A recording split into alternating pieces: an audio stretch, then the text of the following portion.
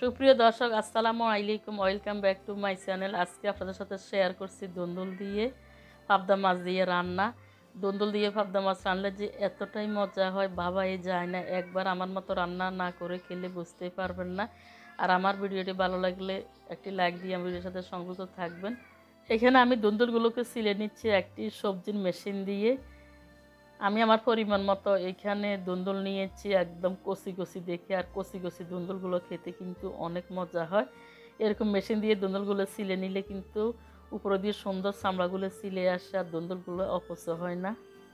আমি 60টা দুন্দুল ছিলে নিয়েছি, দেখতে পাচ্ছেন কত সুন্দর একদম তরতাজা দেখা যাচ্ছে। আবার এগুলোকে কেটে নিচ্ছি। এরকম করে আমি দুন্দুলগুলোকে একদম লম্বা লম্বা করে কেটে নিয়েছি। আমাদের গ্রামের ভাষা কিন্তু এগুলোকে সিনাল বলে। এই সিনালগুলো আসলে মাছ দিয়ে রান্না করলে অথবা শুটকি দিয়ে রান্না করলে কিন্তু অসম্ভব মজা হয়। আর বাজি করে রান্না করলে মজা। আমি এরকম লম্বা করে নিয়েছি, দেখতে পাচ্ছেন কতটাই ভালো লাগতেছে দেখতে। এবার দুন্দুলের সাথে দেওয়ার জন্য এখানে আমি 2টা আলু নিয়েছি আর কয়টা পেঁয়াজ নিচ্ছি, এইগুলোও কেটে নিব। এবার আলুগুলোকে আমি সিলে নিচ্ছি আর পেঁয়াজগুলোকে সিলে পানির মধ্যে রেখে দিয়েছি।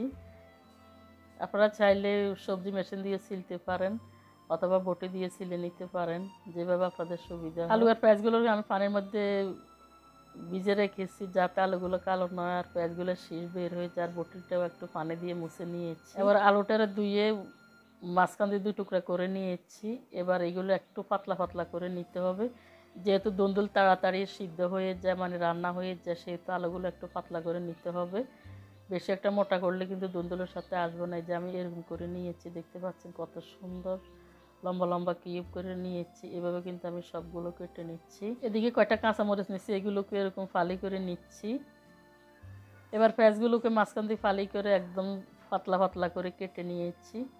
পেঁয়াজ কাটতে গেলে আমার হাতটা অনেক স্পিডে চলে আসে, অনেক স্পিডে পেঁয়াজগুলোকে কেটে নিচ্ছি। আমি হাফ কাপ পরিমাণ পেঁয়াজ কুচি নিব।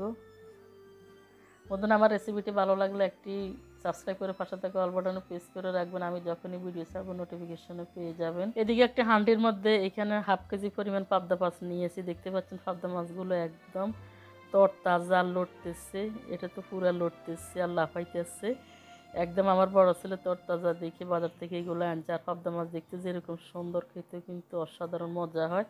আর পাবদা মাছে বেশি একটা কাঁটা থাকে না, বাচ্চারা অথবা বয়স্ক মানুষেরা এগুলো খেতে অনেক সুবিধা হয়। এবার পাবদা মাছগুলো আমি কেটে নিব, তার জন্য একটু ছাই হাতের মধ্যে লাগাই নিচ্ছি। এবার কাঁটাগুলোকে কেটে নিব। পাবদা মাছের উপরে লম্বা লম্বা দাঁড়িয়ে আছে, এগুলোকে কেটে নেবেন। তারপরে হচ্ছে 2 পাশে 2টা কাঁটা আছে, এগুলোকে হাত দিয়ে না ধরতে পারলে একটু কাঠ দিয়ে বাড়ে দিলে কিন্তু কাঁটাগুলো আলাদা হয়ে যাব। কাঁটাগুলো ফেলে দিবেন, এরপরে পেটটা কাটবেন। আমার এই মাছটা অনেক ডিম আছে, আমি এগুলো কেটে তারপরে ডিমটা আলতো হাতে টিপ দিলে ডিমটা বের হয়ে আসছে, দেখতে পাচ্ছেন।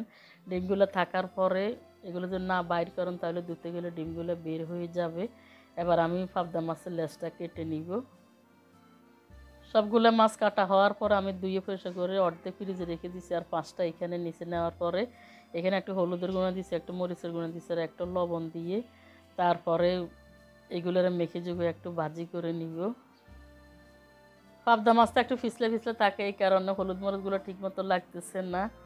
এরপরে সুন্দরভাবে লাগাই নিছি। এবার চুলার উপরে একটি ফ্রাই প্যান দিছি, এর মধ্যে আমি হাফ কাপ পরিমাণ তেল দিছি। তেলগুলো একটু গরম হয়ে আসার পরে পাবদা মাছগুলোকে এভাবে সবাই সবাই দিয়ে দিচ্ছি।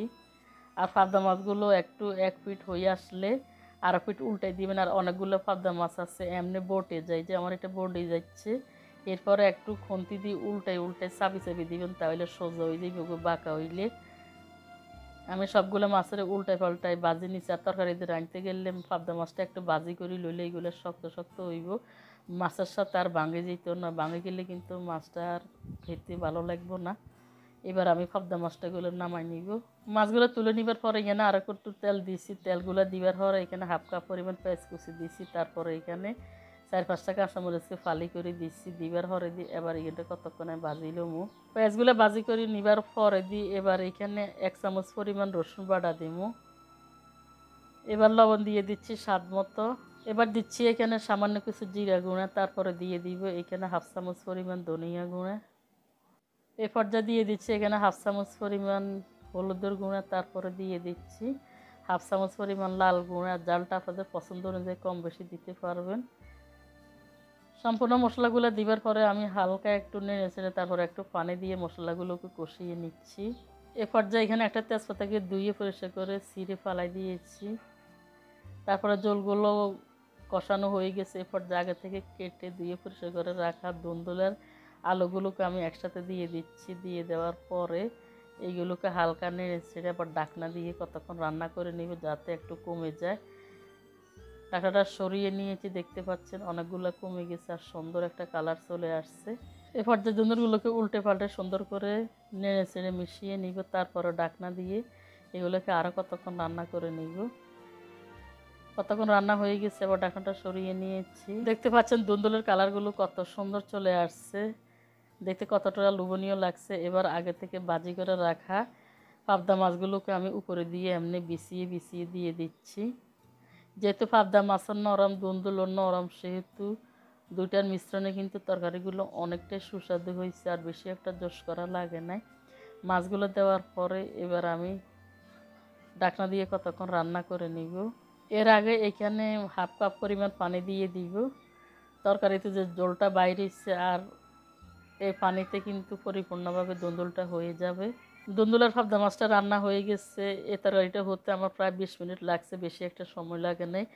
দেখতে পাচ্ছেন কতটা লোভনীয় লাগে, দেখতে যেরকম লোভনীয় খেতে কিন্তু অসাধারণ মজা হয়েছে। দেখতে পাচ্ছেন ঝোলগুলা কতটা মজা হয়েছে। আমার ছেলেমেয়েরা খেয়ে বলতেছে আমার তরকারিটা এতটাই সুস্বাদু হয়েছে যা ভাষা প্রকাশ করার মতো না। এবার কাছে থেকে একটু শেয়ার করছি। যারা কখনো এরকম রান্না করেন না, আমার রেসিপিটা দেখে রান্না করে নেবেন। খেয়ে কেমন হয়েছে আমাকে অবশ্যই কমেন্টসে জানাবেন। সবাই ভালো থাকবেন, সুস্থ থাকবেন। দেখা হবে নতুন কোনো রেসিপি নিয়ে। আল্লাহ হাফেজ।